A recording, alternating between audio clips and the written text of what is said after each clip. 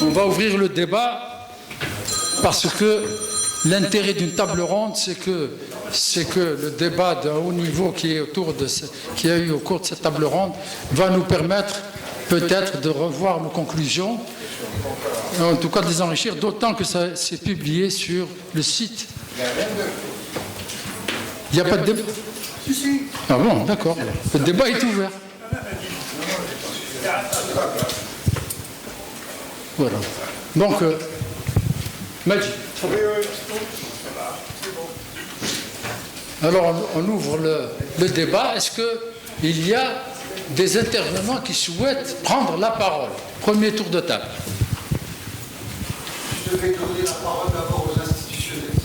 Oui, absolument. Les institutionnels, absolument. Donc, je suis en train de suivre. Alors, les institutionnels, prenez les matins. Vous vous présentez, prenez votre temps. Alors, je me présente. Le micro, il faut le donner. Le micro.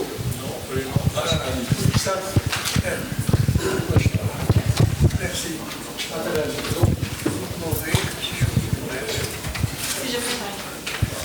Alors, je ne sais pas si ça marche. Bonjour tout le monde. C'est Madame Kecha Souad, directrice des exportations gaz naturel au sein d'Annaft. Alors, je vous remercie pour vos présentations qui ont été très bénéfiques et pour les informations vraiment d'ordre stratégique au pays. Alors, j'ai préparé quelques notes lors des passages des communications. Afin de répondre à la consommation, à la demande croissance, je préfère m'asseoir si je peux. Avec les affaires et tout, Alors j'ai préparé quelques notes afin de répondre à la demande croissante du gaz, de la consommation en gaz, et garantir la sécurité énergétique à long terme et surtout d'honorer nos engagements à l'exportation. Plusieurs axes d'investissement dans l'amont pétrolier et gazé ont été identifiés, dont Annaft s'engage de manière directe et indirecte pour les assurer. Alors, l'Algérie a renforcé les investissements des activités EP à travers un dynamisme des appels à la concurrence, dans le but d'attirer de nouveaux investisseurs, dont nous avons vu le bon résultat lors du dernier bid round et le lancement du nouveau bid round 2026, avec une proposition de 7 nouveaux périmètres. L'Algérie aussi s'emploie à renforcer ses capacités de production, notamment par l'optimisation et la valorisation des champs existants, afin d'assurer une meilleure exploitation des ressources disponibles. Elle s'investit à réduire le torchage à hauteur de 1% à l'horizon 2030, et aussi elle s'investit à valoriser les gaz torchés pour les besoins du marché national. Un autre axe majeur qui est le développement et la modernisation des infrastructures nécessaires à la chaîne, ainsi que le développement de la logistique qui contribue à la réduction de l'empreinte carbone. Un autre point qui est la valorisation des gaz associés. De nos jours, depuis plus de 5 ans, l'Algérie s'investit à la valorisation des gaz associés et dégager des volumes supplémentaires qui seront destinés, que ce soit pour le marché national ou à l'export. Un autre point aussi important qu'Annaft est en train d'assurer, c'est d'inciter les investisseurs à intégrer les ENR dans leur processus de consommation électrique, tel que l'exemple de l'installation photovoltaïque au niveau de BRN, qui a comme pour objectif la substitution du gaz par les ENR. Je vous remercie. C'est bon. Salam alaikum. C'est pas très. Donc c'est Chaban, le directeur général de l'APRE, c'est l'Agence nationale de maîtrise de l'énergie. C'est une agence qui existe depuis maintenant 40 ans. Alors, la première question que nous pose à chaque fois, qu'est-ce qui a été fait depuis 40 ans en matière d'efficacité et de maîtrise énergétique? Alors, je vais répondre essentiellement à cette question, mais avant tout, je vais rajouter au diagnostic qui a été complet, mais je vais rajouter un indicateur qui nous intéresse en matière d'efficacité énergétique. Parce qu'on a parlé de consommation, mais on n'a pas parlé d'intensité énergétique. est-ce que notre consommation est efficace ou pas. Donc la consommation peut augmenter naturellement parce qu'il y a une relance économique ou autre, mais est-ce que cette consommation est efficace? En moyenne, si on se compare aux meilleures pratiques, nous consommons 2 fois plus d'énergie pour créer la même unité de PIB. Voilà, en gros, ça veut dire que nous avons une marge de manœuvre assez importante en matière d'économie d'énergie.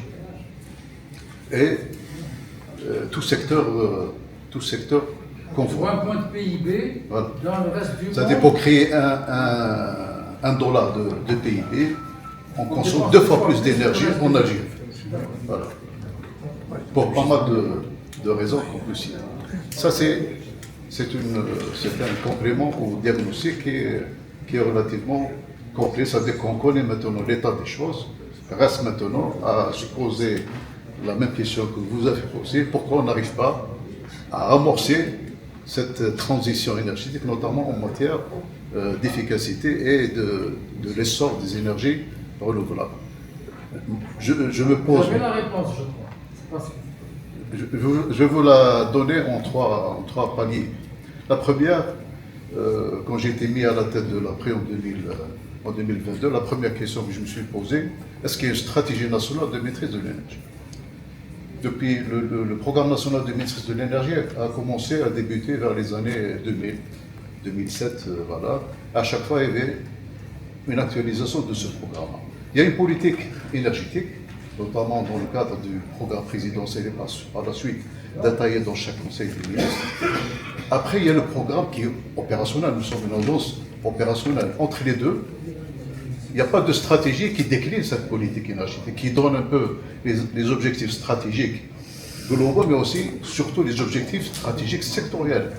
Que doit faire le secteur du bâtiment d'ici 20 ans, d'ici 30 ans? Que doit faire le secteur industriel?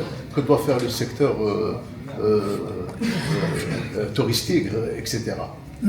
Une stratégie où sont définis aussi les axes stratégiques d'intervention, de manière générale, mais aussi les actions stratégiques sectorielles, les actions stratégiques transverses, qui sont communes à l'ensemble des secteurs, notamment le cadre législatif et normatif. Tout cela n'a pas été, en le recherchant, on trouve maintenant en publication la stratégie nationale de l'hydrogène. Est-ce qu'on a une stratégie nationale des énergies renouvelables? Nous avons un programme 15 gigawatts à 2037. Je vais vous poser la question, est-ce que cette stratégie, l'État a opté pour une stratégie centralisée des ENR, une stratégie décentralisée ou bien une stratégie hybride? En fait, c'est une stratégie hybride en 2 étapes, mais qui n'a pas été explicitement dite. C'est-à-dire qu'on a commencé par une stratégie de développement des ENR centralisés, en confiant sur le gaz la réalisation des 3200 premiers mégawatts sur les 15 000. D'accord? Globalement, c'est pour maintenir cet équilibre actuel.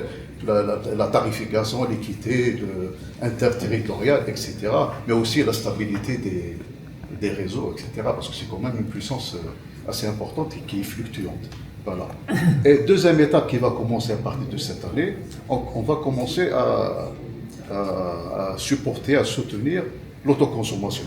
L'autoconsommation, notamment dans le tertiaire et le résidentiel, pour pouvoir aussi mettre en contribution tous ces acteurs pour pouvoir aussi développer une énergie renouvelable, qu'elle soit solaire, éolienne, géothermique, etc. Mais cette stratégie doit être explicitement dite pour que les gens sachent à quoi s'en tenir d'ici à long terme. Donc c'est en matière de stratégie qui a été maintenant, qui devait être mise en place il y a 2-3 ans, mais avec les changements institutionnels, maintenant ça va être porté aux autres autorités d'ici un mois. Là, il va être par la suite être validé et publié. Nous aurons maintenant une stratégie de l'hydrogène, une stratégie de l'efficacité énergétique, une stratégie des énergies renouvelables. Le tout, c'est la stratégie de la transition énergétique, si on veut.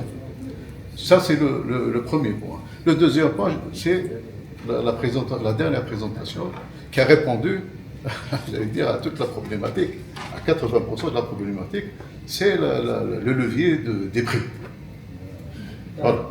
le levier des prix, nous faisons face à des subventions généralisées des produits énergétiques depuis maintenant des années. Chaque année, ça coûte au Trésor public une bagatelle de presque 20 milliards de dollars à pouvoir mettre à disposition chaque année pour soutenir les prix des carburants, de l'électricité, du gaz, etc. Il faut les trouver.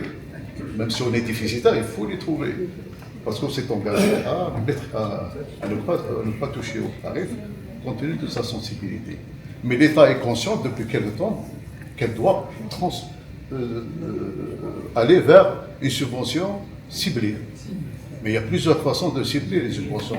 On peut les cibler par le revenu du citoyen et de son patrimoine, auquel cas il faut connaître tous les citoyens, d'où le numéro d'identification nationale actuel qui permet déjà de connaître tous les citoyens et par la suite de recouper les informations du fisc, de son algorithme, etc., pour pouvoir connaître un peu le revenu, entre guillemets, fiscal, pour pouvoir affecter la subvention aux catégories les plus précaires, moins que la moyenne, etc. Mais vous savez bien que c'est un travail très, très délicat, parce qu'il y a un secteur informel qui est quand même, qui prend une grande part de l'économie. C'est-à-dire qu'il y a une grande partie des richesses donc on peut exclure certains citoyens des subventions et on peut inclure d'autres de façon indirecte. Indue. C'est-à-dire qu'il faut faire un travail. Il y a un premier travail qui a été fait avec les organismes onusien il y a quelques années, qui était bien, mais qu'il fallait poursuivre. Je pense qu'il va l'être. Mais il y a aussi un ciblage par les tranches. Actuellement, dans la facture de Sonaga, vous avez 4 tranches. 2 tranches sociales, 125 kWh, 250. Après, vous avez des tranches. Le citoyen, en général, il tourne dans la 3e tranche et un peu plus vers Mais vous avez 40% des clients de Sonagaz qui sont au-delà de la 4e tranche, ce qui n'est pas normal.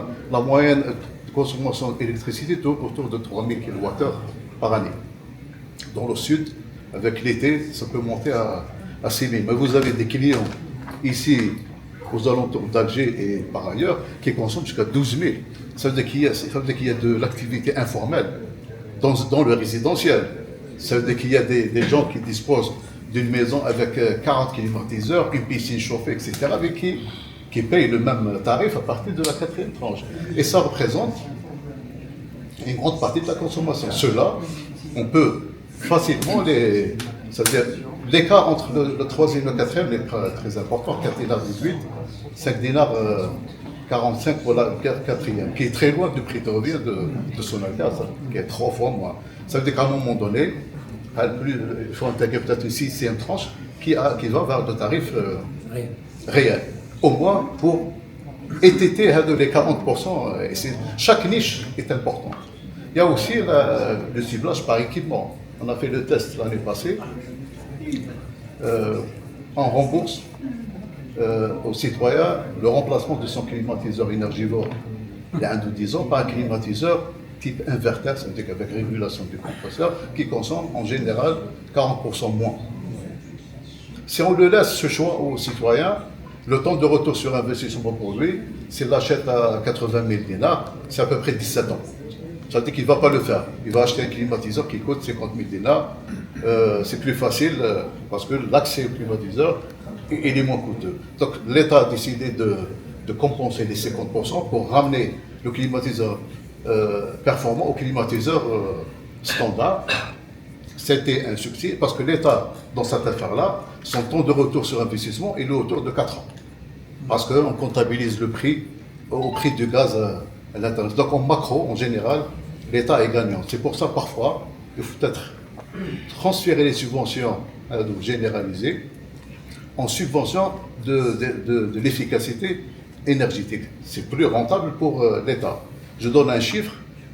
Les programmes de maîtrise de l'énergie depuis 20 ans, tous ont cumulé le budget qui leur a été alloué, en gros, il tourne autour de 30 milliards de dinars. C'est tout. Ce qui a été consommé, c'est peut-être 18 ou une vingtaine de milliards. Parce que les gens ne sont pas intéressés, l'État ne sont pas. combien ça représente 1,2% d'une année de subvention généralisée. Donc c'est vraiment une goutte d'eau. Donc transférer une partie des subventions généralisées vers la subvention des programmes d'efficacité est plus rentable pour l'État. C'est ce qu'on essaie de faire. Ça ne marche pas, et ça ne marchera pas parce qu'il y a la concurrence du gaz. Vous prenez un chauffe-eau solaire, vous dites pourquoi ça marche en Tunisie et au Maroc? Parce que le gaz est très cher. En Algérie, M. Atta a parlé d'un taux de raccordement pénétration gaz de presque 70%. C'est-à-dire, je monte dans un mois à 2000 mètres, vous allez trouver du gaz. Comment le chauffe-eau solaire va concurrencer? Vous achetez un chauffe-eau à 30 000 dinars, voire moins, 28 000 dinars, et c'est le problème est réglé. Vous mettez un chauffe-eau solaire, ça vous coûte maintenant, les prix ont doublé par rapport à l'année passée avec l'importation.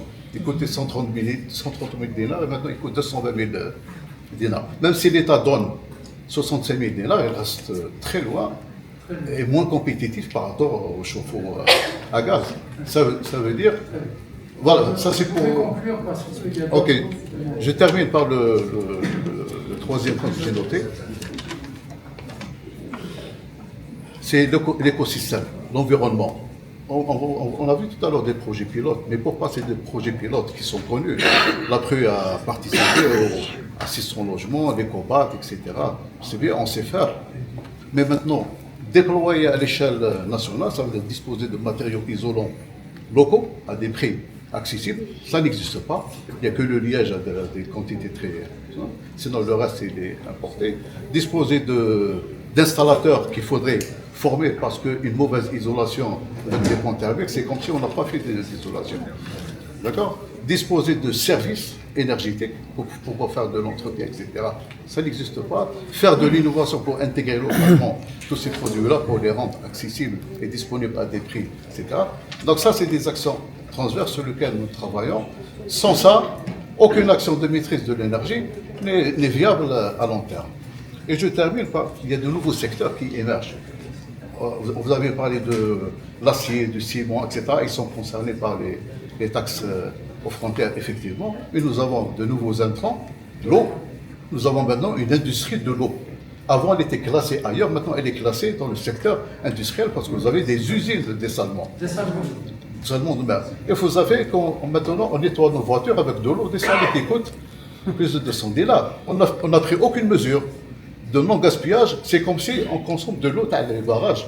Alors que ça a changé. Chaque mètre cube d'eau dessalée, c'est 5 kWh. C'est-à-dire pour chaque station, il faudrait 30 MW. D'accord? Ça veut dire que le nexus eau-énergie, maintenant, on doit l'intégrer dans la problématique. Et voilà, je d'autres peut-être, j'aurai l'intervention à l'occasion d'intervenir pour autre chose. Est-ce qu'il y a une offre institutionnelle? Elle est représentée. تفضل. الأخ المحترم شكون؟ سلام. تفضل. Donc, bismillah wa salam ala rasoulillah. Je me présente, c'est M. Cheikh Mourad, directeur d'efficacité énergétique au sein du commissariat aux énergies renouvelables. Donc, elle est placée auprès du Premier ministre. Donc, pour les gens qui ne connaissent pas le CRF, donc c'est parmi les missions, c'est la contribution au développement national et sectoriel dans le domaine d'efficacité énergétique et énergie renouvelable. Aussi, elle fait l'évaluation du programme national d'efficacité énergétique et énergie renouvelable. Dans ce sens, donc, je tiens à vous informer que le commissariat en 2022, on a fait le premier rapport concernant l'évolution de la consommation énergétique nationale. On a commencé avec l'année référence 2011 jusqu'au 2022, qui a été mis auprès du Premier ministre. Là, on a signé un signal d'alarme concernant notre consommation d'énergie qui est en train d'augmenter d'une année à une autre de 5%. Pourquoi on a choisi 2011? Parce que réellement, on a la publication du plan national, le programme national des énergies renouvelables et efficacité énergétique, avec 22 gigawatts en énergie renouvelable et une réduction de 10% des économies d'énergie. Mais on a constaté sur le terrain, en matière de réalisation des énergies renouvelables, environ 1 gigawatt maximum. Et en matière d'efficacité énergétique, on a, au lieu d'avoir une réduction de la consommation, on a une augmentation de la consommation de 2011 jusqu'à 2022 d'environ 59%. Là, on a parlé réellement de la consommation d'énergie. Là, vous parlez du modèle de consommation d'énergie qui est basé sur 3 scénarios. Est-ce que réellement l'Algérie, elle est dans le scénario de Lucifer, le scénario optimiste ou bien pessimiste? On a constaté que réellement l'Algérie est en train de, dans le scénario de Lucifer. Où la consommation... C'est qui? Lucifer, donc, le diable. donc on parle de Lucifer, c'est... On sommes en train de consommer, on reste sur la même cadence de consommation. C'est ça la base. Donc on a vu le camembert comme il a présenté M. Attar, donc en matière de consommation qui est divisé sur le secteur industriel, tertiaire et transport. Je vais souligner une chose que réellement on a 75% qui est dédié pour les secteurs qui ne sont pas productifs.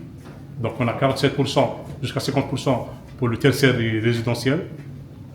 Et on a 25% qui est dédié pour le transport. Là, il a bien parlé M. Chabel. C'est bien de parler sur la consommation, mais il faut parler sur les indicateurs. Pourquoi nous sommes en train on a cette augmentation de la consommation? Si on parle d'indicateurs, on parle sur plusieurs critères qui sont influents par rapport à cette consommation. Si on parle sur le tertiaire et le résidentiel, le premier équipement qui agit sur la consommation du tertiaire résidentiel, c'est le climatiseur. On a fait une analyse en 2022, pendant une semaine, une augmentation, suite à une augmentation de la température, augmentation de la consommation, ou bien du pic de consommation, de 4 gigawatts. Là, on a parlé de l'offre et la demande. L'offre, nous sommes à 26,2 gigawatts, avec un pic de consommation, ou bien puissance maximale atteinte, pendant une journée, même pendant une heure, de 21 gigawatts. Donc ces 26, ils sont là pour satisfaire ce pic pendant toute l'année. La moyenne de notre pic de consommation est de l'ordre entre 10 et 11. Si on va en hiver, nous sommes à 10 gigawatts. Donc les 26 gigawatts, ils sont là pour satisfaire une heure ou bien une journée dans les 365 jours pendant toute l'année. Donc là, nous sommes en excédent de production pour satisfaire ce pic. Je reviens par rapport aux climatiseurs. On a constaté une augmentation de 4 gigawatts. Réellement, on trouve dans le marché algérien des climatiseurs de classe A, A+, A++. Parmi les recommandations, est-ce que réellement c'est des climatiseurs de classe A? On trouve sur le marché le même prix de classe A ou bien classe G. Même je vais ajouter une chose, la loi de finances 2020, il y a des, on peut dire, la loi de finances, elle parle tous les équipements électroménagers, climatiseurs, lampes, réfrigérateurs, ce sont de classe A et ils ont une taxe de 5%, ce sont de classe G et ils ont 45%. Donc les gens sont en train d'importer et de fabriquer beau et belle avec une classe A pour éviter la taxe. Mais à défaut, est-ce qu'on a un laboratoire de tests qui confirme ces données? On a contacté récemment le laboratoire national d'essai au niveau de Rahmaniya qui appartient au ministère du Commerce pour une création d'un laboratoire tierce partie pour contrôler ces équipements. Là, vous voyez sur le marché national des lampes à incandescence. Tout le monde va pour l'interdiction de ces lampes à incandescence qui consomment plus de... On a une lampe LED, on sait bien la lampe LED, elle consomme 20 watts, l'équivalence d'une lampe à incandescence de 100 watts. Donc on a une réduction là de 80 watts. Là, je trouvais, pour ta formation, j'étais dans une supérette, je trouvais, pour lire, hein, une lampe à incandescence avec une étiquette A. Donc, le marché, c'est un marché qui est là. Ils sont en train de jouer sur l'étiquette, de faire des classes, mais à défaut, est-ce que c'est Julien? On revient par rapport au transport. Réellement, on a une augmentation de la consommation de transport. Alhamdulillah, avec le programme qui a été lancé aussi par le gouvernement via l'APRU pour la conversion des véhicules essence en GPL. C'est un bon programme qui a boosté le programme de transport. Le troisième point par rapport à l'industrie, notre ami, je crois, de la dernière présentation qui a parlé d'audit énergétique. Réellement, parmi la première action, parmi levier, on parle de la décarbonation des industriels ou bien l'efficacité dans l'industrie, c'est de faire l'audit énergétique. C'est la première action. Réellement, il y a une obligation selon le décret 495-05 pour obliger tous les industriels qui dépassent 2000 têtes pour faire cet audit. Mais à défaut, est-ce qu'il y a un contrôle par rapport à ça? Les gens, ils sont là des industries qui consomment des millions de TEP, mais est-ce que réellement l'application de cette loi elle est là? Ou bien, deuxième aspect que je veux ajouter, une recommandation, c'est bien de faire l'audit énergétique, mais c'est de le mettre dans le tiroir, c'est pas une chose. Donc il faut travailler pour l'application des recommandations de l'audit.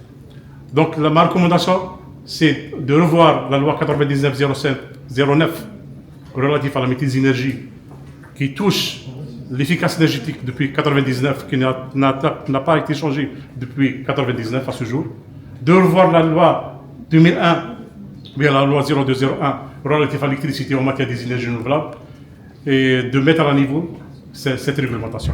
Et je vous remercie. Très bien. Et je vous remercie. Très bien.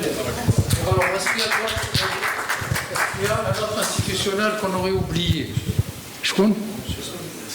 Voilà, vous levez la main, s'il vous plaît, pour qu'on vous identifie. Je connais. Alors, est-ce qu'il y a d'autres intervenants? تفضل سيدي. Ensuite,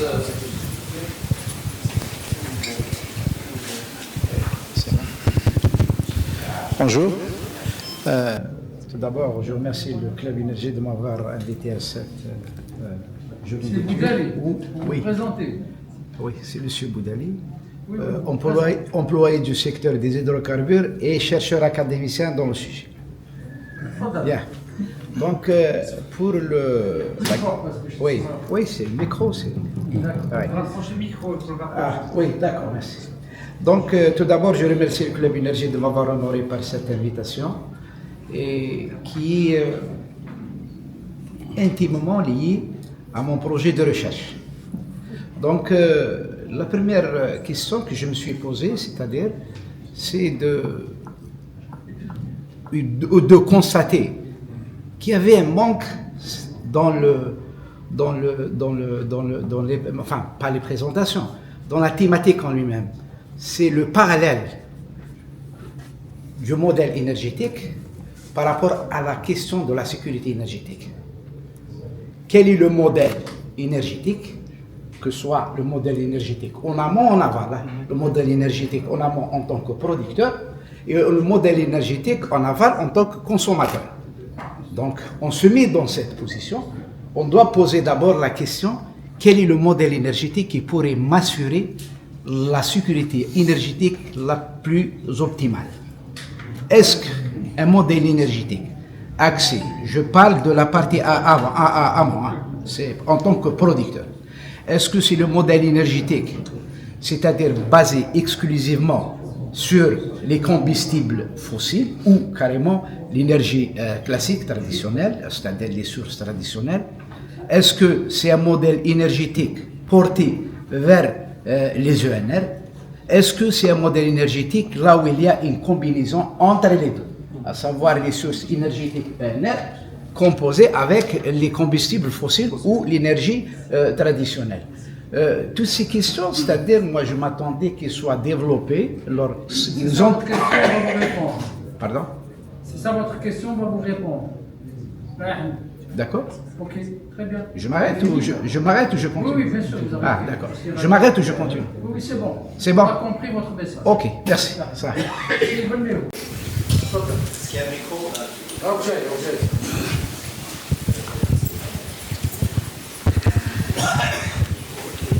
Merci, Monsieur le Président, de me donner la parole. J'ai quelques observations très très générales. Je ne suis pas spécialiste. Belméhoub, économiste. Donc trois observations caractère général, n'étant pas spécialiste des questions de l'énergie, que j'ai intitulé les 3 incongruités de l'économie algérienne. La première, c'est une anomalie structurelle. Vous savez, nous avons la règle des 3 tiers en matière de consommation de l'énergie. 1 tiers pour l'industrie, 1 tiers pour les mobilités et 1 tiers pour les ménages. Lorsque on regarde les chiffres qui ont été donnés tout à l'heure par les conférenciers, on est très loin de cette... Ça ne veut pas dire que c'est des règles absolues. Ce sont des images qu'on donne pour voir un peu est-ce que le pays est dans une dynamique économique normale. Imaginez un instant, aujourd'hui, que notre pays, dit émergent, porterait son PIB à 12 ou 15% du PIB national. Enfin, que l'industrie soit à 12 à 15%, ce qu'on appelle les pays émergents, l'industrie 12 à 15%. Imaginez cette situation, ce qui est tout à fait normal, on devrait être dans cette situation, c'est-à-dire multiplier la contribution du secteur industriel aujourd'hui par 2,2 même. Imaginez la consommation de l'énergie, ça veut dire qu'on va doubler pour l'industrie. Et regardez la consommation globale, c'est-à-dire on serait amené aujourd'hui à 75 milliards de mètres cubes de gaz. C'est-à-dire on est presque à la limite de notre production. Ça, c'est la première anomalie dont il faut faire très attention si on veut être optimiste pour notre développement industriel. La deuxième, c'est qu'il y a un exposé qui a été fait, 2 exposés sur la rationalisation de la consommation de l'énergie, sur les économies de l'énergie, sur la maîtrise de l'énergie. Mais toutes ces politiques, depuis 20 ans, depuis 40 ans, si je prends la date de la création de l'APRU, n'ont pas d'impact parce que le référentiel, c'est celui d'une économie de marché. Or là, on leur demande de faire des économies de la maîtrise de l'énergie quand l'énergie est quasi gratuite. Non, aucun impact. Donc, réfléchir sur une politique de rationalisation, c'est d'abord revoir le coût de l'énergie. Mustapha, tout à l'heure, tu l'as rappelé, ce qu'on a calculé, delta coût sur delta prix, et on va voir est-ce qu'il est proche de 1 ou inférieur à 1. Élasticité prix-coût. Donc là, c'est la deuxième anomalie. Aujourd'hui, faire des politiques publiques dans le sens de la rationalisation de l'économie de l'énergie, etc., n'aura pas d'impact significatif. Et nous avons aujourd'hui les bilans, puisque nous avons une vingtaine d'années en moyenne de pratique de ces politiques. La troisième constat que je fais, qui me semble important aussi pour la suite, si on doit continuer à travailler sur les politiques pour un éventuel changement du modèle de consommation, c'est celui de... c'est un comportement chinois. Nous ne réagissons que pour l'adaptation à la demande. La demande a augmenté, j'augmente l'offre. Mais c'est suicidaire. Jusqu'à quand? On va s'arrêter où? La commande augmente, je vais la faire suivre par une offre. Aujourd'hui, nous avons des réserves, Majid l'a rappelé tout à l'heure, nous avons encore des réserves, mais ce sont des réserves épuisables. Et donc là, il faut s'arrêter à un moment donné que la politique de l'offre a des limites lorsqu'il s'agit d'un bien public. Ce n'est pas un bien marchand. Si c'est un bien marchand, la commande, quel est le marché, je produis. Là, ce n'est pas le cas. C'est un bien public, un bien stratégique, un bien de souveraineté, et dans la tarification n'est pas celle du marché. Donc, dans le contexte de ces trois éléments de l'incongruité, je ne sais pas comment sortir de l'impasse. Tu donnes une piste, celle de la tarification. Ce n'est pas la plus facile, Mustapha. Je pense qu'il faut revoir le modèle dans sa globalité, réfléchir globalement, collectivement. Le tarif est un élément, mais pas le seul. Je vous remercie. Tu as la parole. Tu as demandé la parole. Oui, tout à l'heure. Eh bien, tu l'as maintenant. Non, ça va, c'est pas la peine.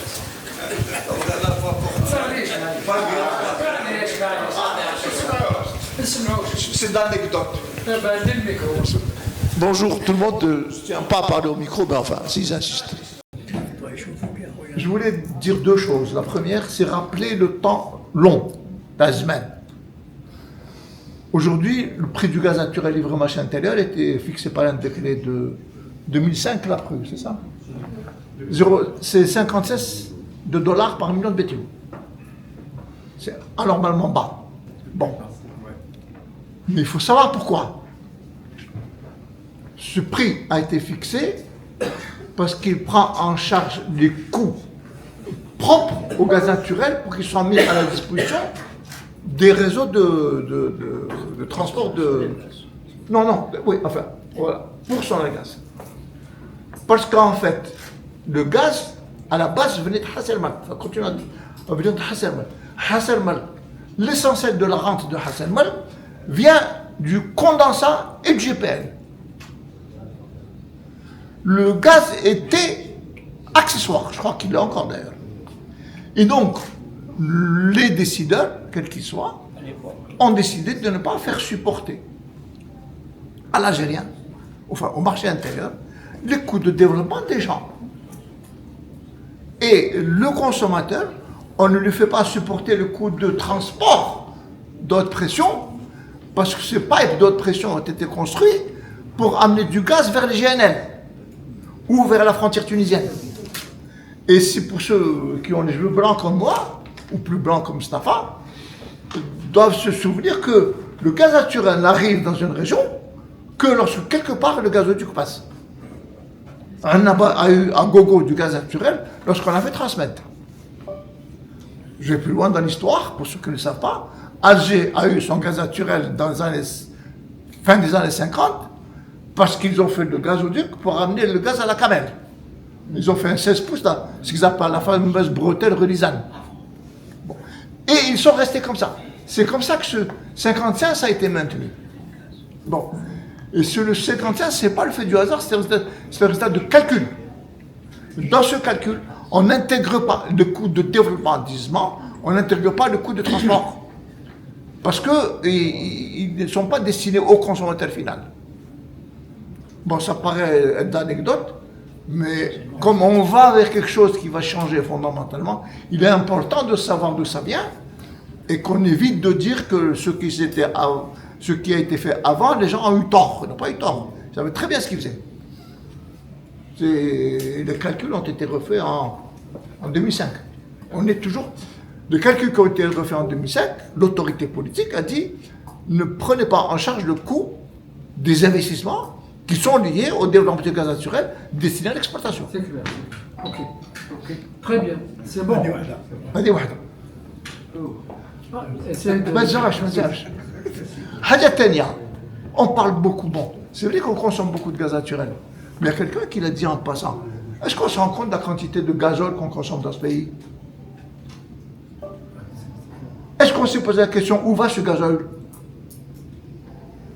Est-ce qu'on s'est posé la question du rendement de système de distribution et de consommation d'hydrocarbures liquides? Je disais à Taram Mesbas tout à l'heure, vous savez que les camions qui roulent en Algérie chez nous, ils font du 40 à 50 litres ans. Et ça ne dérange personne. Or qu'ailleurs, ils sont entre 25 et 30. Avec les systèmes de compression, turbo, etc., etc. Et donc, avant d'aller voir qu'est-ce qu'on fait pour augmenter le tarif du gaz naturel dans le domicile Charwaté, eh ben, allez voir, nettoyer la poubelle, éviter de jeter cette ressource par les fenêtres. Ok. Merci. Très bien. On a un journaliste qui va intervenir.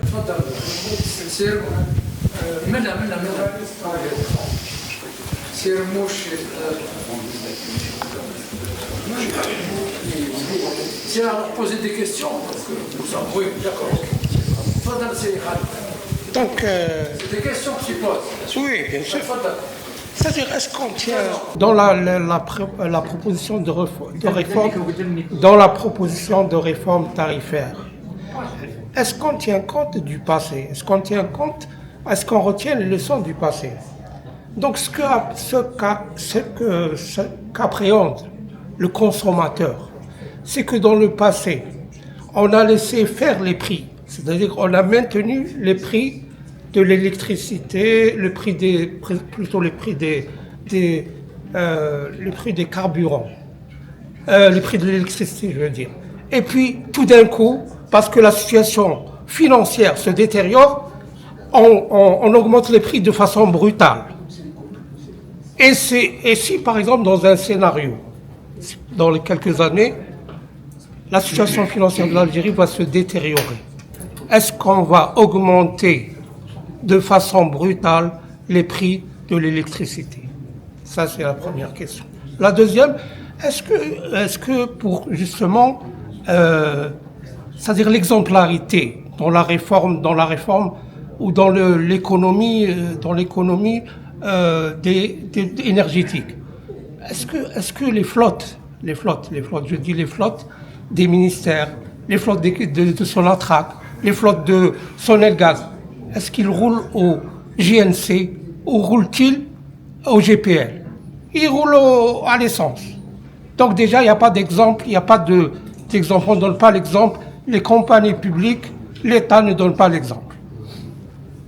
Très bien. Donc,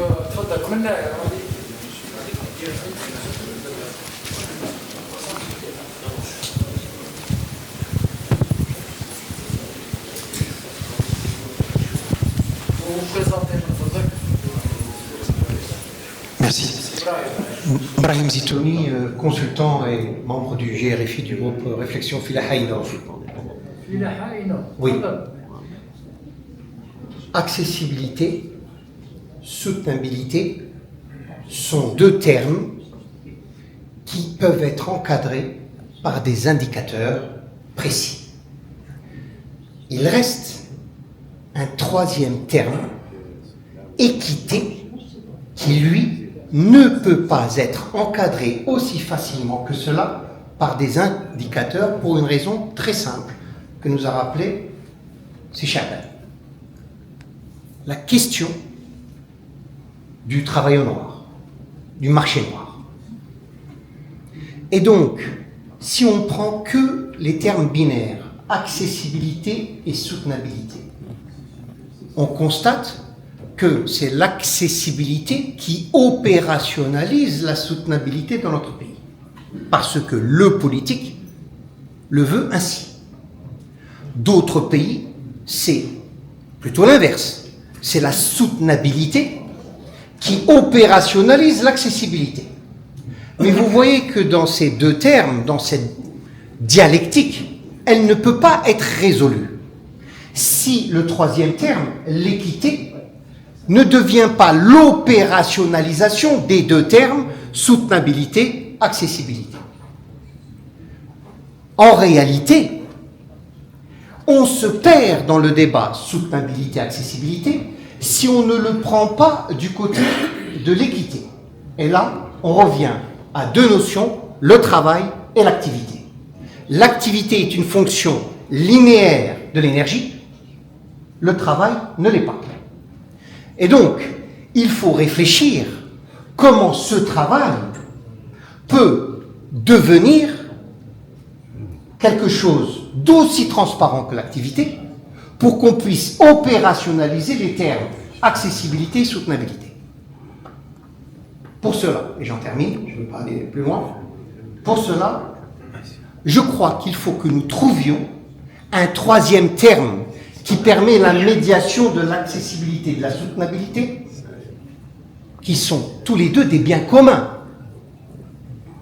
C'est le terme santé qui deviendrait à ce moment-là l'opérationnalisation de l'équité. Et dès que nous mettons la santé, qui nous concerne tous, qui est un bien commun, au même titre que l'énergie, au même titre que la justice, dès que nous mettons la santé dans la balance, nous pouvons voir comment médiatiser, opérationnaliser accessibilité, soutenabilité. Je vous remercie.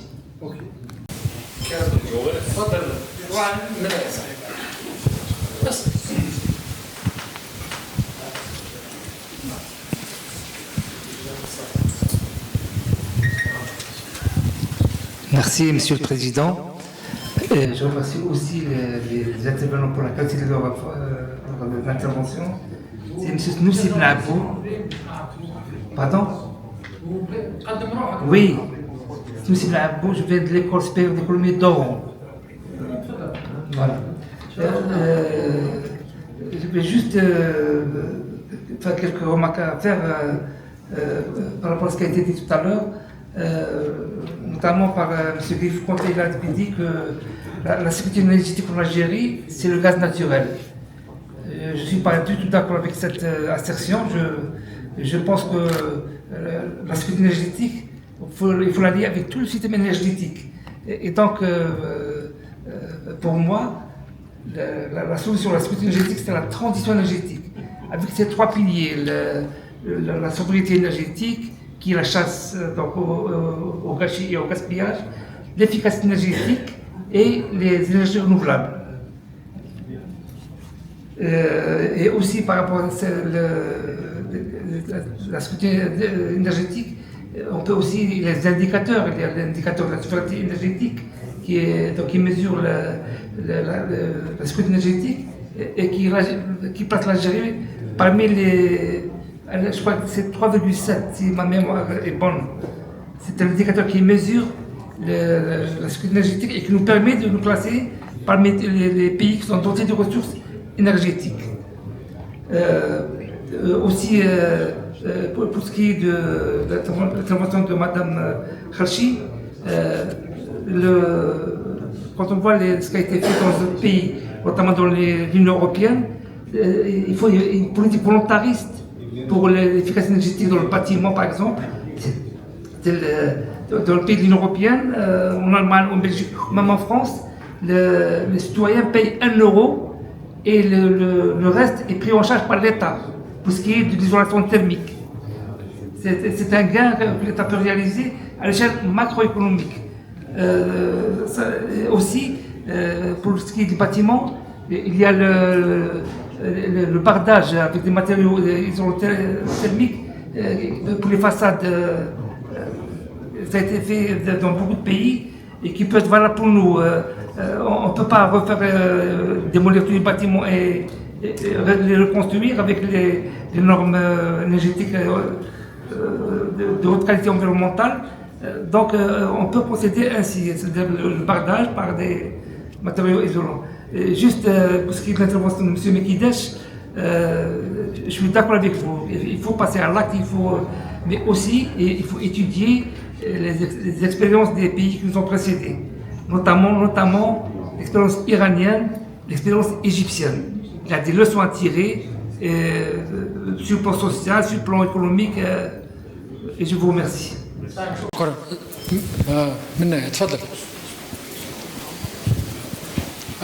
C'est vous qui avez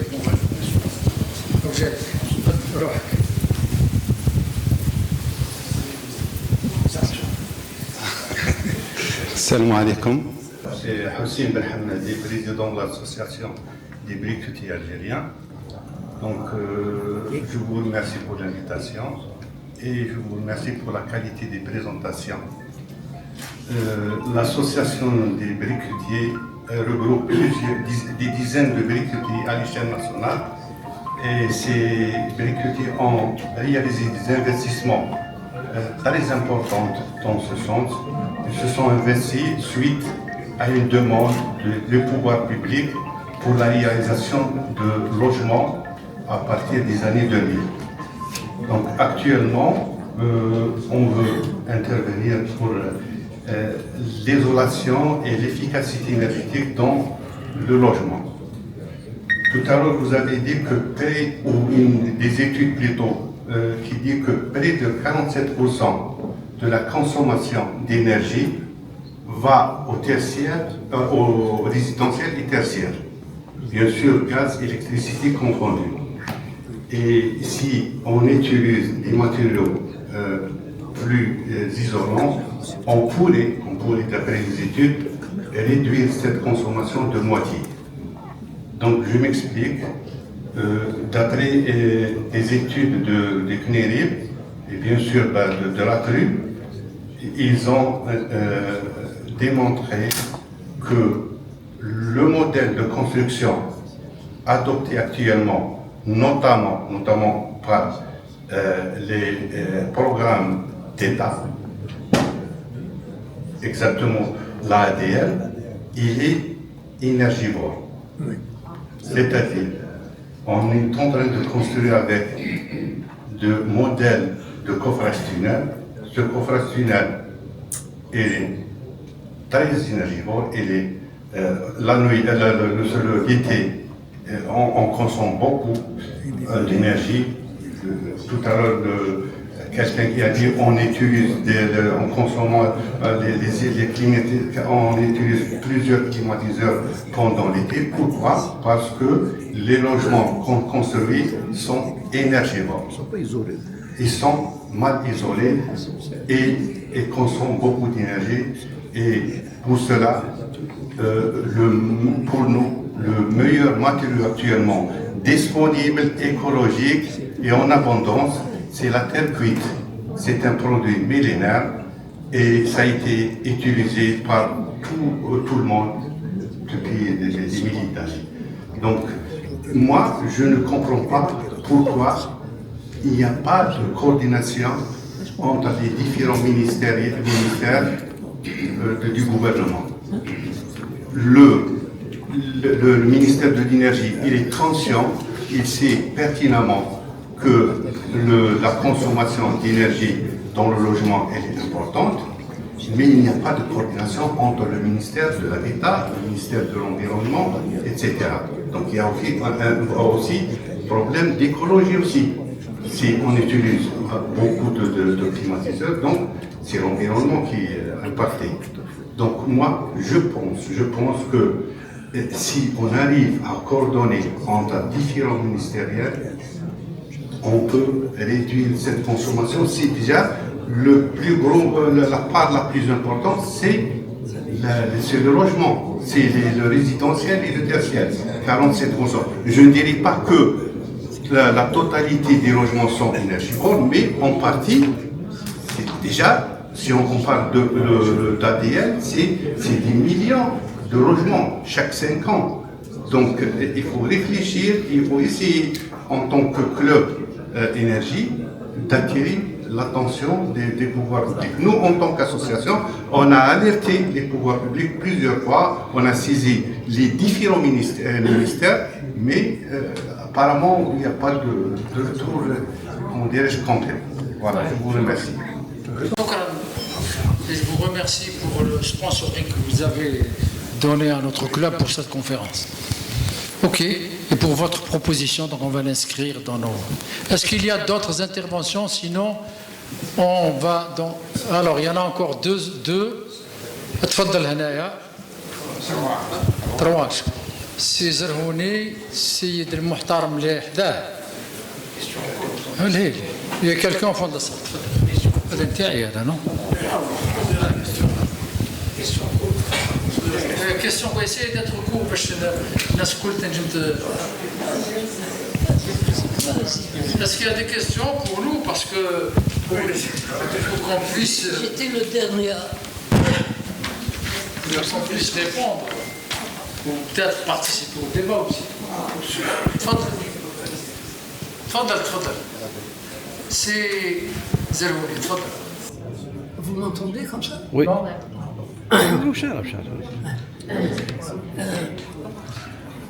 Je voudrais partir d'un des points que vous avez soulevé, c'est Kredesh, à savoir qu'il y avait un problème de complexité. Je pense qu'il est plus complexe qu'on ne pense. Pourquoi? Parce que, enfin, le problème de la consommation d'énergie et du modèle de consommation d'énergie, il n'est pas technique ou économique ou stratégique simplement, mais il est sociétal, il est sociologique, il est psychosociologique, et donc ça ajoute à la complexité des choses. Je voudrais simplement faire remarquer que le problème n'est pas nouveau, mais qu'il a été posé et explicité en particulier par le congrès du FLN de manière le 80, le 26e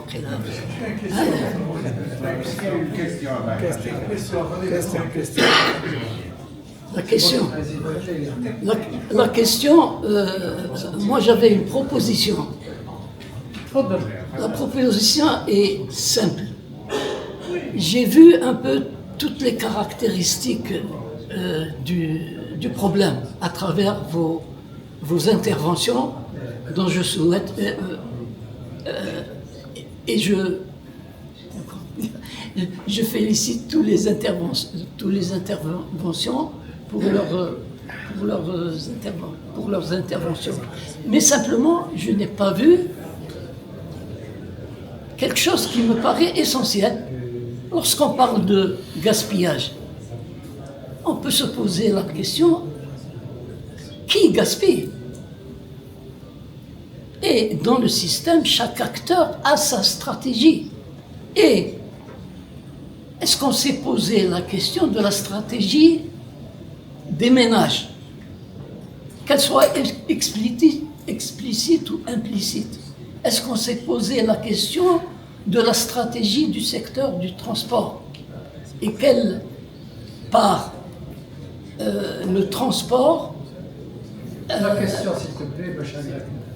Eh bien, la proposition, c'est de faire une étude qui intègre la dimension psychosociologique et notamment sociologique du problème de la consommation et du modèle de consommation. Comportement des ménages. Pas simplement le comportement. Pas simplement le comportement du consommateur, mais la dimension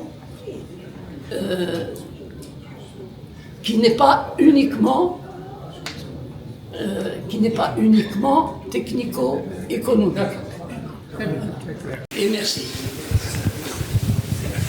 Donc, salam alaikum. Donc, bonjour à tous et à toutes. Zulflaouen. Donc, je me présente, c'est M. Sdiqi de l'Université de Tizi Ouzou. Je vous remercie pour l'invitation. Donc, moi, à la fois, c'est une observation, c'est une question. Je dirais donc en plus du levier, levier de la tarification, le levier l'information, le levier de l'audit pour se projeter dans un modèle de consommation énergétique. Je pense également qu'il y a la préoccupation principale autour, je vois, de trois points essentiels. Le premier point, c'est concerne la culture du résultat. Parce que si on s'inscrit dans un modèle de consommation énergétique basé sur le résultat, sur cette culture du résultat, on doit l'avoir au niveau macroéconomique. Cela veut dire soit le producteur, soit le législateur, soit le consommateur. Et quel est le résultat attendu? Je pense que nous devons, pour aller dans ces préoccupations, la culture du résultat, et donc c'est la performance. La deuxième donnée, toutes les communications qui ont été présentées, et tous les communicants qui ont pris la parole, qui sont dans les institutions, ils se sont basés sur des éléments qu'ils maîtrisent. C'est l'information. Cela veut dire, si nous voulons nous inscrire également, comment développer ce modèle à partir du système d'information. Système d'information énergétique, il a besoin d'une donnée. Mais comment cette donnée, elle doit être accessible. Elle doit être construite. Comment? Ça veut dire avoir un système d'information énergétique qui va permettre justement le travail réalisé au niveau de CDR, ces expériences, comment également les exploiter, les valoriser, les capitaliser. Je pense que c'est une deuxième préoccupation sur le système d'information énergétique à donner. La troisième, je dirais, elle est aussi importante parce que tous les opérateurs qui vont travailler surtout si je prends le cas des industriels. Donc, professeur Belmoulou, il a présenté donc une hypothèse où le secteur industriel va prendre une part. Ce secteur industriel a besoin également d'éléments importants, c'est l'efficacité opérationnelle, donc le référentiel. Et à partir de là, je prends donc Monsieur Chaban et notre ami donc, du commissariat, ils ont mis un point très important. Cela veut dire la loi et la norme. Cela veut dire le référentiel. Ça veut dire comment nous devons nous investir dans des référentiels qui vont apporter cette performance.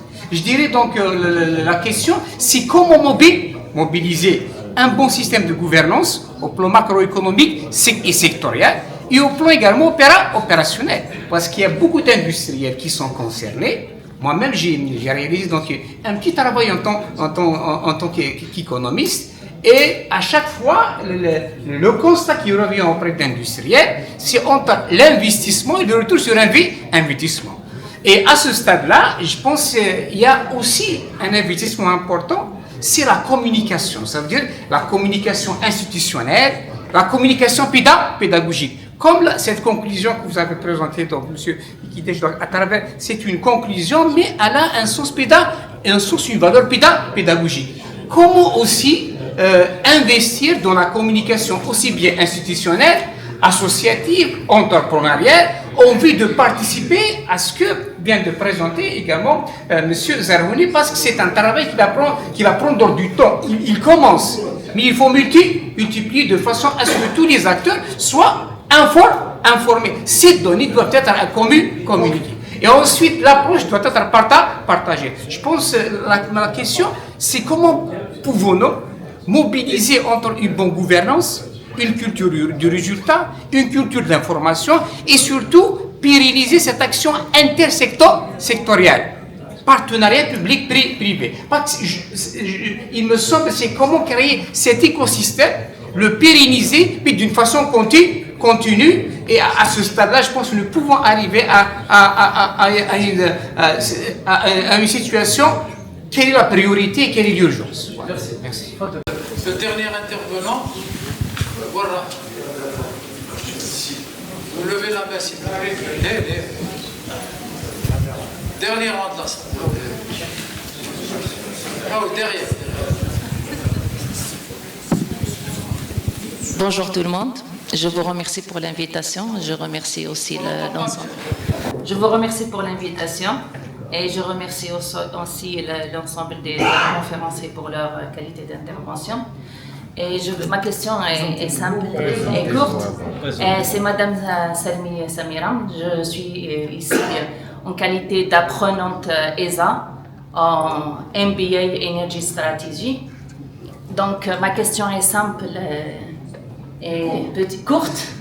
Si je veux rebondir sur un point évoqué par M. Zer lors de son intervention, il a parlé de Monsieur Énergie.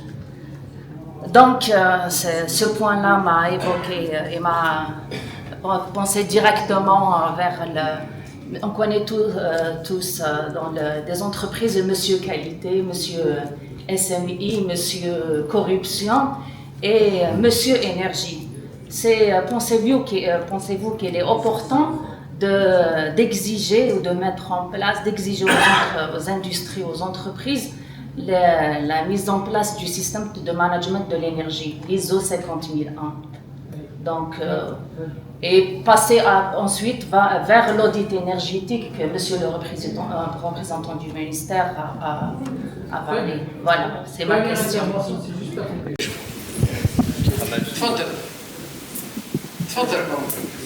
C'est bon. Bonjour tout le monde, c'est M. Lamrani, directeur technique d'une briqueterie. Là, j'ai 3 questions. Directeur technique d'une briqueterie. Okay. Là, vous avez parlé de la tarification. On parle de la tarification des ménages et de l'industrie. Et vous avez parlé de la tarification concernant les 4 dinars et les 20 dinars à l'étranger. Quand on parle de ces tarifications, quand on fait le calcul avec le SMIC en Algérie et tout, en comparaison par rapport à un pays étranger, on trouve que c'est simplement le double. Mais ça va influer pour le pouvoir d'achat des ménages. Et en même temps, quand vous parlez de la tarification spécifique pour des ménages qui ont à faible revenu et un revenu un peu important, on ne peut pas faire la différence. On ne peut pas se référer seulement à ça parce que ça va créer un déséquilibre au niveau des ménages aussi et une discrimination. Ça, c'est pour juste une petite une discrimination parce que on est tous des Algériens, on paye tous nos impôts, que ce soit un petit impôt ou bien un impôt important. Concernant les autres... S'il vous plaît, parce que là, on est dans le temps critique. Oui, je vais faire simple. Pour les accompagnements des industriels, quand on parle de l'industrie, on consomme tous de l'énergie, que ce soit gaz, que ce soit gasoil ou que ce soit de l'électricité. Est-ce qu'il n'y a pas un accompagnement pour faire la conversion entre l'énergie électrique vers l'énergie gaz? Parce que j'ai déjà installé une station de gaz pour avoir une autonomie dans une industrie. Et je crois que ça coûte moins cher que de consommer de l'électricité, et que quand des entreprises énergétiques ou bien des entreprises soient autonomes, ça veut dire la Sonargaz va être allégée question électricité. Ok? Merci tout le monde. Dernier intervenant, ici là, au niveau de la première rangée, de choix être court. L'avant-dernier. Oui, tu dis toujours dernier. Dernière, sauf si tu prends la parole. Non. Saïd Kloul, ancien cadre de la Sonatrach, membre du club d'énergie. J'ai une première remarque que je nous fais, c'est qu'on a parlé d'un accroissement de la consommation d'énergie, mais on a oublié l'accroissement de la population. Entre 2013 et 2023, on a augmenté de 10 millions d'habitants environ. Ça, on l'a oublié. Donc il faut en tenir compte pour un peu adoucir les chiffres. Le deuxième point, je voudrais poser une question à Mme Kharchi. Le bâtiment à basse consommation, quel est son surcoût par rapport au bâtiment normal? Quel est le coût supplémentaire? Merci. Très bien. Non, vraiment, si ça serait... Tu as une question, alors c'est la dernière. Hein. Vraiment, tu as raison de dire que c'était l'avant-dernière. Celle-là, c'est la dernière. C'est un journaliste, alors on lui donne... C'est Khaled, le dernier rapport de la CREC sur le dernier rapport de la CREC sur donc les projections de la consommation de gaz, consommation domestique de gaz d'ici à 2035. La question que je me pose, c'est est-ce que ces projections ne sous-estiment pas cette consommation dans un scénario fort à 100 milliards de mètres cubes à l'horizon 2035. Ils disent qu'on va aller vers 100 milliards de mètres cubes de gaz consommés en 2035. Est-ce que cette estimation... Voilà, pour le scénario le plus fort. Est-ce que ce n'est pas sous-estimé dans la mesure où ils ne tiennent pas compte du programme de dessalement d'eau de mer, du programme du ferroviaire, des projets ferroviaires et des dizaines de milliers de projets industriels qui vont venir dans les prochaines années. Est-ce que ce n'est pas sous-estimé? Et le décalage entre cette croissance d'ici à 2035 de 5% par an et de rythme de production de Sonatrach, de production d'hydrocarbures qui est que de 2% par année. Ok. Très bien, alors maintenant, on va essayer de répondre, pour autant qu'on nous a posé des questions, apparemment il y a eu plus d'analyses, mais je vais donner la parole aux conférenciers pour répondre. Madame Kharchi, si vous avez considéré qu'il y a des éléments de réponse à apporter.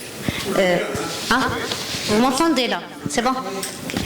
Des éléments à ajouter. Je ne sais pas, monsieur là, Ahmedi, quand il a parlé du matériau de construction, moi je pense qu'il a ajouté, au contraire, ou il a renforcé ce dont je parlais. Quand je disais, quand on parle d'efficacité, il faut penser d'abord aux matériaux. Donc là, quand on va chercher d'autres matériaux qu'il faut fabriquer, déjà ça ajoute en énergie. Et quand on pense là au stockage, c'est ce qui va faire que ça va devenir énergivore. Donc il faut revenir un peu à ce qu'on faisait avant. Donc construire avec la terre cuite. Penser à isoler, c'est un plus. Tout simplement. Mais ça, je pensais que vous avez renforcé. Mais si j'ai ajouté, pour répondre à votre question, oui. Monsieur, vous m'avez demandé quel est le surcoût en comparant les bâtiments basse consommation aux anciens, aux traditionnels. Je ne vais pas répondre par des chiffres, quoique c'est facile à réaliser. 1%, même pas. Je vais répondre par une réponse plus logique. Il faut penser que si on investit dans une maison basse consommation, c'est-à-dire utilisation de matériaux locaux, isolation en utilisant, bon, toujours penser aux locaux, et faire en sorte que la maison devienne basse consommation. Il faut penser à long terme, il faut penser à l'amortissement. Quel que soit le coût, ça va être amorti au fur et à mesure, au fil des années.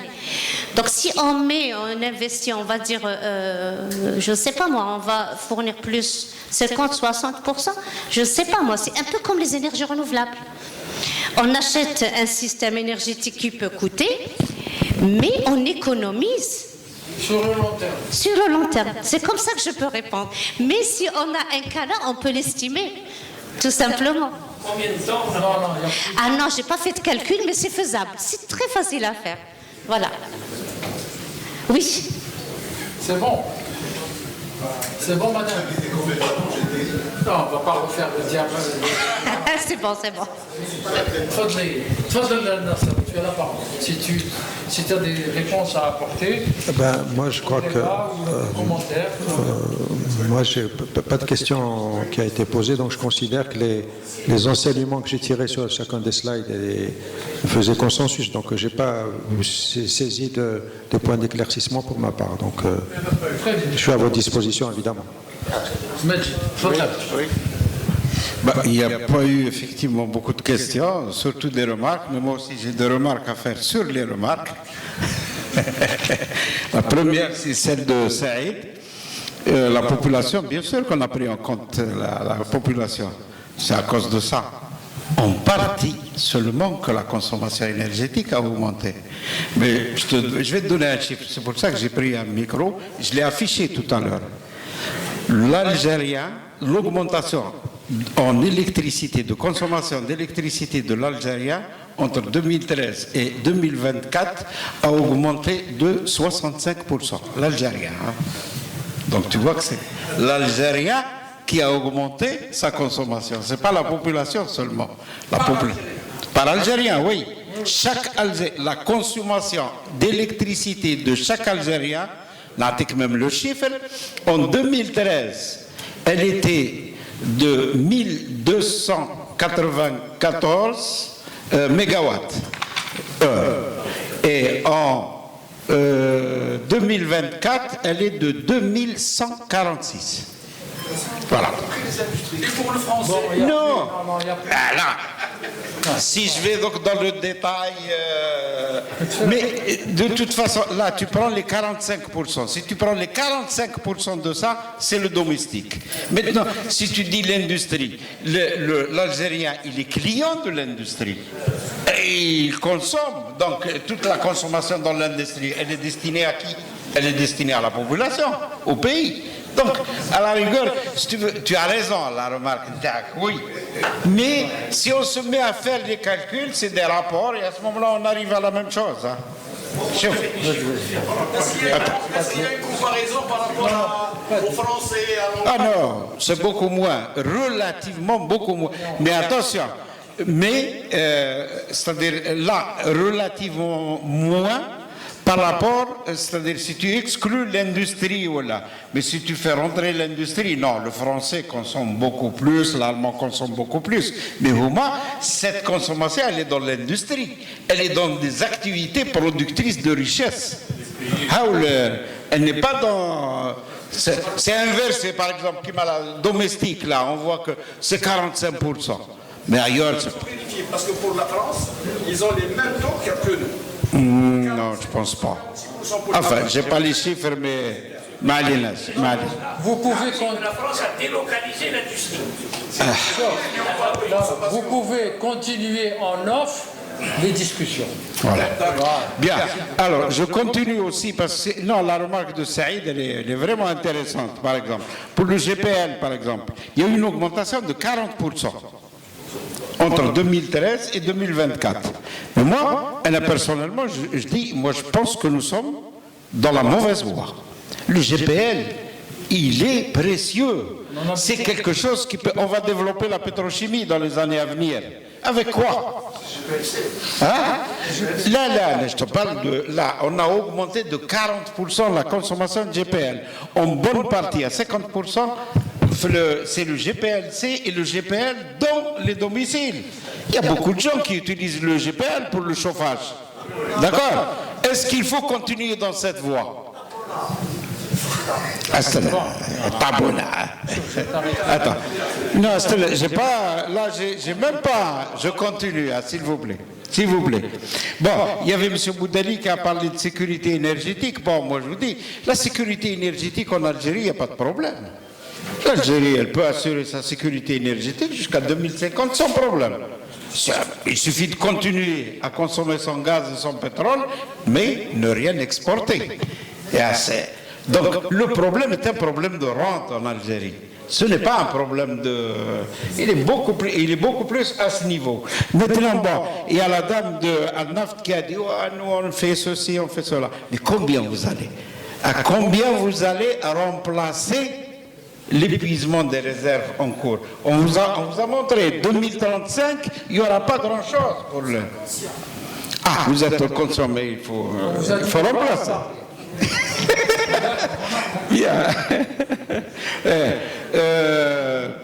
Non, je vais résumer le tout. C'est-à-dire, moi, ce que je voulais d'ailleurs, j'aurais préféré qu'il y ait un débat, par exemple, sur efficacité et sobriété.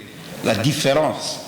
C'est-à-dire, est-ce qu'en Algérie aujourd'hui, en fonction effectivement de la différence qu'il y a avec les autres pays, avec la France, l'Allemagne, etc., qui ont d'autres ressources, qui ont d'autres modèles de consommation, est-ce que nous devons baser notre stratégie sur l'efficacité ou la sobriété? Parce que ce n'est pas la même chose. L'efficacité, c'est les équipements, etc. C'est-à-dire, on fait en sorte que les usages consomment moins. La sobriété, c'est le coup de masse, c'est le prix. Tu dois consommer moins, et pour consommer moins, c'est le prix. Alors, mais quelle stratégie pour l'Algérie? Là, je préfère laisser... Oui, je vais en parler, sur les gaspillages. Voilà. Merci, Monsieur le Président. Donc, par rapport à la question de Madame de Leza, donc par rapport au Monsieur Énergie. Donc, effectivement, il y a plusieurs entités économiques, industrielles, qui ont un service d'économie d'énergie. Pourquoi? Parce qu'il y a un monsieur qui est chargé de piloter, de concrétiser le plan d'action pour réduire la consommation énergétique. Ok. Mais le problème qui se pose, parfois, généralement, maintenant je vais rebondir un petit peu sur ce qu'il a dit M. Issiakham du commissariat. Parfois, le plan d'action, c'est des investissements. Nous sommes dans un contexte d'économie d'énergie. Est-ce que c'est rentable? Où est le motif économique? C'est ça.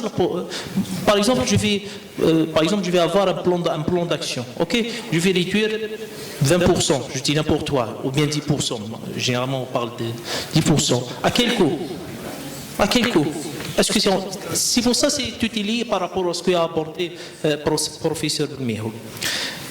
Par rapport également sur l'audit énergétique de M. Issiakham, effectivement, c'est très important, ou bien par rapport à la certification. C'est essentiel d'y aller vers les systèmes d'ISO, parce que quand vous avez le système ISO, ça veut dire que vous avez un système robuste, robuste qui peut résister aux perturbations et réduire les déperditions énergétiques. Par rapport à l'audit énergétique, je pense que c'est la même chose. C'est parfois, le plan d'action, il est très lourd.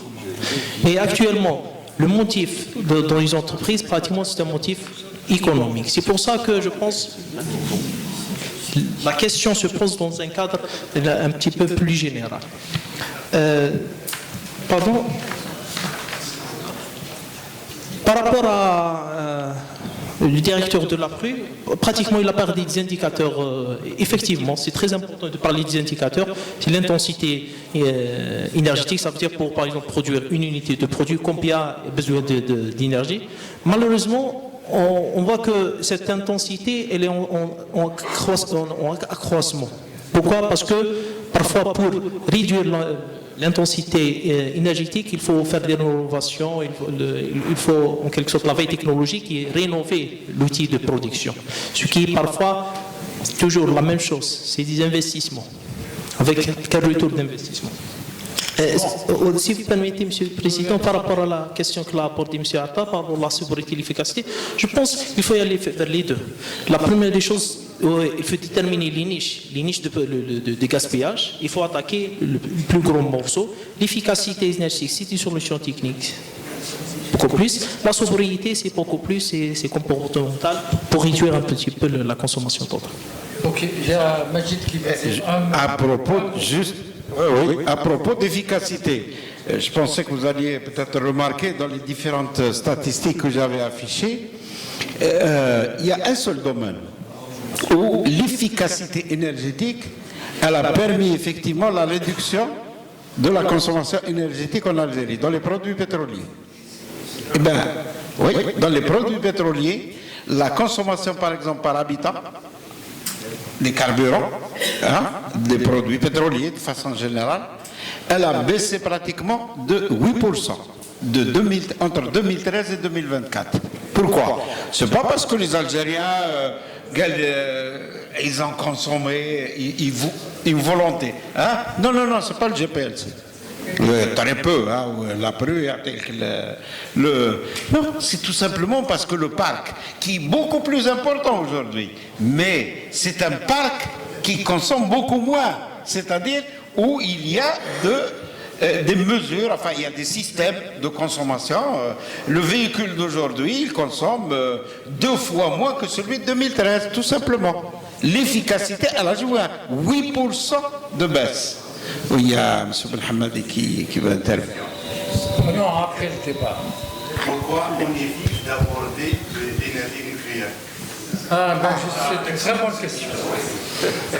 C'est une très bonne question. C'est une très bonne question. Donc je vais faire la transition sur ça pour pouvoir non pas répondre à l'ensemble, puisque ça a été un débat interactif, où l'apport qui a été fait par l'assistance est extrêmement précieux, différencié et pertinent. Je le dis en connaissance de cause. Sur l'aspect de l'apport de l'énergie électronucléaire, dans notre colloque de 2011 qui a été rappelé par Majid, il est prévu explicitement les énergies renouvelables et l'énergie électronucléaire, notamment par les SMR, Small and Medium Reactors, pour les contrées qui sont éloignées ou sahariennes. Bon, ça, donc, c'est effectivement une question importante. Alors, sur l'ensemble du débat, je voudrais d'abord, au nom du club, remercier les institutionnels et les représentants de ANAFT, l'APLU, le CRF, pour la qualité des informations qu'ils ont données, malgré leur obligation de réserve que nous considérons comme étant celle des fonctionnaires, mais on a pu quand même avoir des avis, des propositions extrêmement précieuses. Mais on est resté sur notre fin. Sur l'autre aspect, moi je pense que globalement, je pense que les conclusions qui ont été émises par les 5 intervenants ont été donc validées par l'assistance, puisqu'il n'y a pas eu, si vous voulez, de rejet d'une d'entre elles. Ça, c'est un aspect que nous allons retenir et qui nous encourage à élargir nos événements donc à des débats de ce type-là. L'autre aspect, c'est sur lesquels je voulais insister, c'est les leviers de la réforme graduelle, tarifaire, mais pas seulement, avec l'ensemble donc et à mon avis, donc Belmihou a bien fait de le rappeler, je l'avais déjà dit, sur l'élasticité des mesures qu'on prend. Lorsque vos prix restent au niveau où ils sont, donc vous ne pouvez pas faire démarrer d'autres moteurs de la réforme, comme celle de la sobriété, et puis également de l'économie d'énergie, notamment dans l'industrie. C'est ça, donc, parce que c'est l'économie de marché. Les règles vont de plus en plus, et notre économie s'ouvre davantage, être des règles d'économie marchande. Donc, celui qui viendra investir, il va investir sur quelle base? Sur la base des prix de l'énergie, donc il doit avoir donc, suffisamment de vision sur l'évolution de ces prix pour le faire. Et c'est pour ça que les prix ne doivent être ni trop bas ni trop élevés, sinon ça va faire un effet d'éviction. Et donc c'est l'ensemble de cette complexité qu'on voulait rendre, notamment dans une perspective réformatrice. Alors je ne vais pas, pour ma part, si vous voulez, répondre de façon de façon nommément donc, à l'ensemble des intervenants.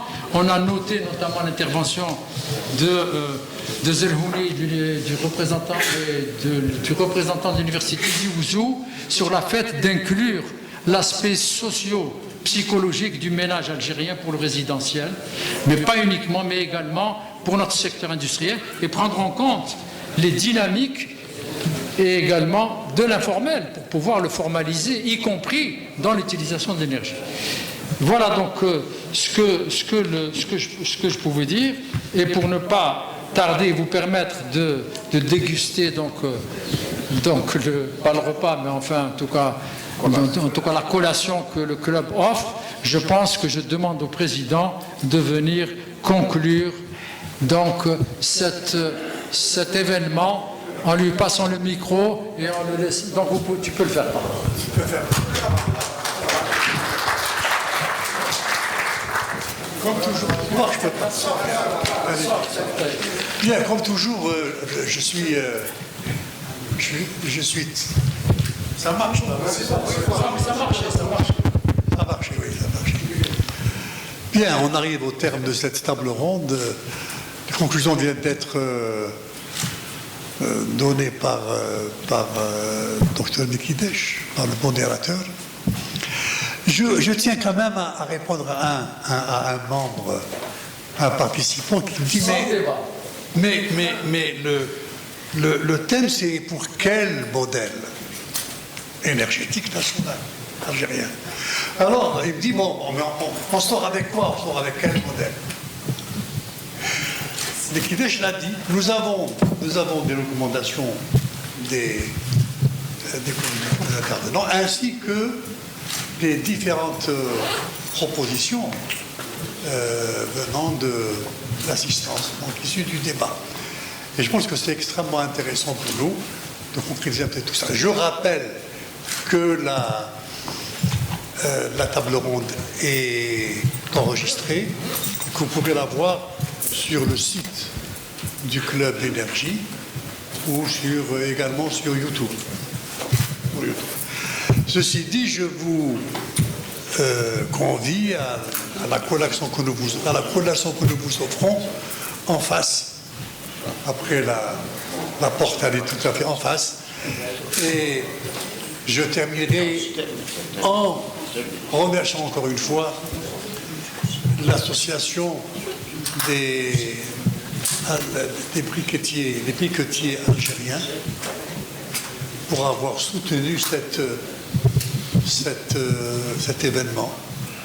Il nous aide dans une grande partie à supporter les frais qu'induit ce genre d'événement. On vous donne rendez-vous à la rentrée prochaine, à partir de septembre-octobre, où des tables rondes de conférences seront également prévues. Merci aux intervenants. Un dernier mot. Je coule. Oui.